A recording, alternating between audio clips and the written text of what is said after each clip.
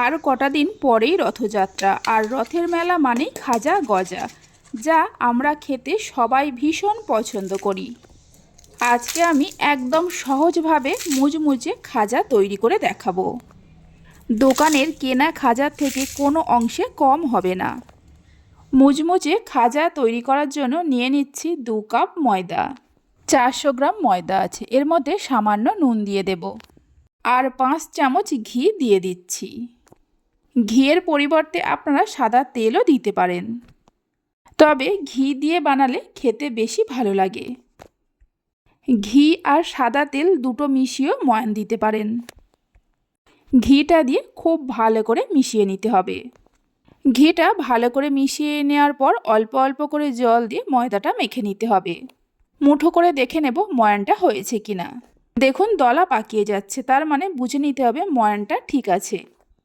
রুটি বা পরোটার ডো আমরা যতটা নরম করে তৈরি করি, খাজার জন্য ডো তার থেকে একটু শক্ত করতে হবে। দেখুন একটু শক্ত করে মেখে নিয়েছি, ঢাকা দিয়ে 10 মিনিট রেখে দেব।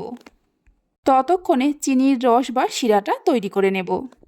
কড়াইতে 1 বাটি চিনি আর 1 বাটির থেকে একটু কম জল দিয়ে দিচ্ছি। 300 গ্রাম চিনি আছে, 2-3টে এলাচ একটু ফাটিয়ে দিয়ে দিলাম। চিনি ও জলটা ভালো করে মিশিয়ে নিয়ে হাই ফ্লেমে ফুটিয়ে নেব। 3-4 মিনিট ফুটিয়ে নিয়েছি, দেখুন চিনিটা গলে গেছে। এবার ফ্লেমটা মিডিয়ামে করে আরও 3-4 মিনিট ফুটিয়ে নিতে হবে। চিনিটা গলে যাওয়ার পরে 3-4 মিনিট ফুটিয়ে নিলেই শিরা বা রসের মধ্যে চটচটে ভাব চলে আসবে। মিডিয়াম ফ্লেমে 3-4 মিনিট ফুটিয়ে নিয়েছি, গ্যাসের ফ্লেমটা বন্ধ করে দেব। চিনির রস বা শিরা তৈরি হয়ে গেছে। এবার ডোটা একটু মেখে নিয়ে মিডিয়াম সাইজের লেচি কেটে নেব। লেচিগুলো কেটে একটু গোল করে নেব, তাহলে বেলতে সুবিধা হবে।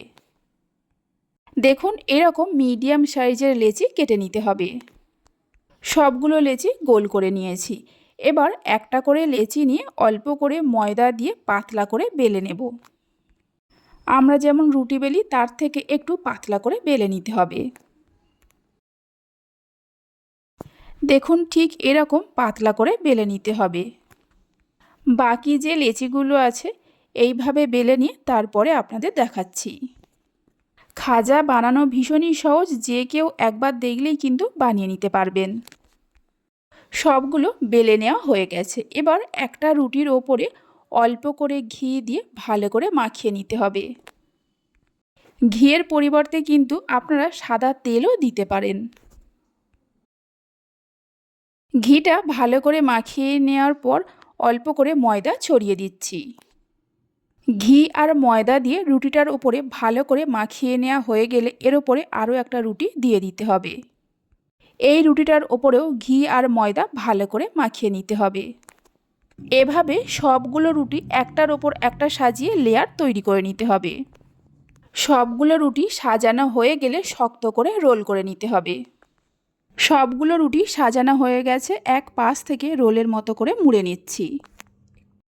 রেসিপি ভালো লেগে থাকলে অবশ্যই একটা লাইক করবেন। যদি ভালো লাগে চ্যানেলটি সাবস্ক্রাইব করে পাশে থাকা বেল আইকনটি প্রেস করবেন নতুন রেসিপির আপডেট পাওয়ার জন্য। অল্প একটু জল লাগিয়ে নিলাম যাতে ভালোভাবে আটকে যায়। রোলের মতো করে নিয়েছি, একটা ছুরি দিয়ে ছোট ছোট টুকরো করে নিতে হবে। আর এই রোলটা একটু টাইট করে করতে হবে।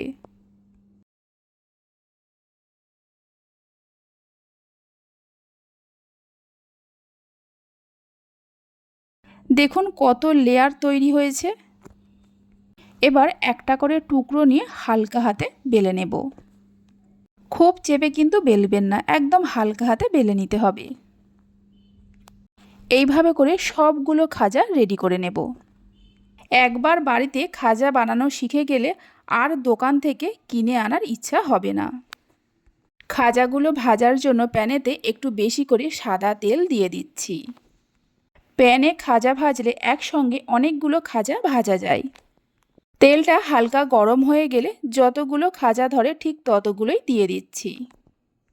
লো টু মিডিয়াম ফ্লেমে উল্টে পাল্টে মুচমুচে করে ভেজে নিতে হবে। হাই ফ্লেমে বা মিডিয়াম ফ্লেমে ভাজতে যাবেন না, তাহলে খাজার ওপরটা খুব তাড়াতাড়ি লাল হয়ে যাবে আর ভেতরটা কাঁচা থেকে যাবে। একটু টাইম নিয়ে লো টু মিডিয়াম ফ্লেমে উল্টে পাল্টে ভালো করে ভেজে নেব। আপনারাই দেখুন খাজার লেয়ারগুলো কত সুন্দর বোঝা যাচ্ছে। খাজার মধ্যে সুন্দর একটা কালার চলে এসেছে। আমি এর থেকে আর বেশি লাল করব না। আপনারা চাইলে আরেকটু লাল করেও ভাজতে পারেন বা এর থেকে আরেকটু হালকাও রাখতে পারেন। ভালো করে তেল ঝরিয়ে আলাদা একটা পাত্রে তুলে রেখে দিচ্ছি।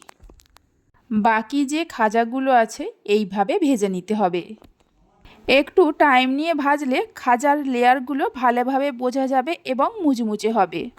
সবগুলো খাজা ভাজা হয়ে গেছে। দেখুন কতটা মুচমুচে হয়েছে।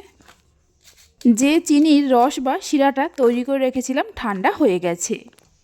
এবার খাজাগুলো ঠান্ডা রসের মধ্যে একটু উল্টে পাল্টে নিয়ে সাথে সাথেই তুলে নিতে হবে। খুব বেশি সময় ধরে খাজাগুলো রসের মধ্যে রাখবেন না, তাহলে মুচমুচে থাকবে না, নরম হয়ে যাবে। এইভাবে করে সবগুলো খাজা রসের মধ্যে উল্টে পাল্টে নিতে হবে। একদম মুচমুচে মেলার দোকানের মতো খাজা আমাদের তৈরি হয়ে গেল। বাড়িতে চিনি আর ময়দা থাকলেই কিন্তু খুব সহজেই মেলার দোকানের মতো খাজা বানিয়ে নিতে পারবেন। তো চলুন আজকের ভিডিওটা এখানেই শেষ করছি। আপনারা সবাই খুব ভালো থাকবেন, সুস্থ থাকবেন। ধন্যবাদ।